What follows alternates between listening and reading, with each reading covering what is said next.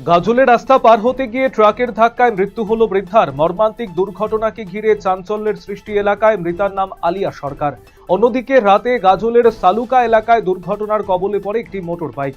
বাইকে ছিল দুই যুবক। দুর্ঘটনায় একজন ঘটনাস্থলেই প্রাণ হারান। অন্যজনের অবস্থা আশঙ্কাজনক হওয়ায় তাকে প্রথমে গাজল স্টেট জেনারেল হাসপাতালে আনা হলে পরবর্তীতে মালদা মেডিকেল কলেজ ও হাসপাতালে পাঠানো হয়।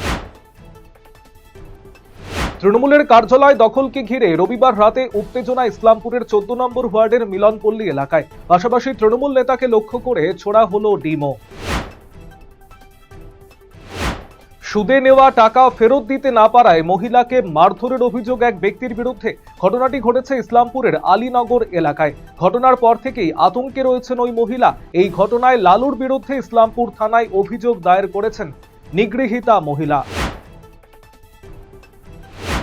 একই রাতে বেশ কয়েকটি বাড়িতে চুরির ঘটনায় চাঞ্চল্য মালদার ইংরেজবাজার শহরের মালঞ্চপল্লী এলাকায়। রবিবার গভীর রাতে মালঞ্চপল্লীর বিটি হোস্টেল এলাকায় প্রায় 15টি বাড়িতে চুরির ঘটনা ঘটে। মালদার মানিকচক থেকে এক নজিরবিহীন খবর। 105 বছর বয়সে এসে মুক্তির স্বাদ পেলেন যাবজ্জীবন সাজাপ্রাপ্ত এক বন্দী। জীবনের শেষ প্রান্তে এসে এবার পরিবারের সঙ্গে থাকবেন তিনি।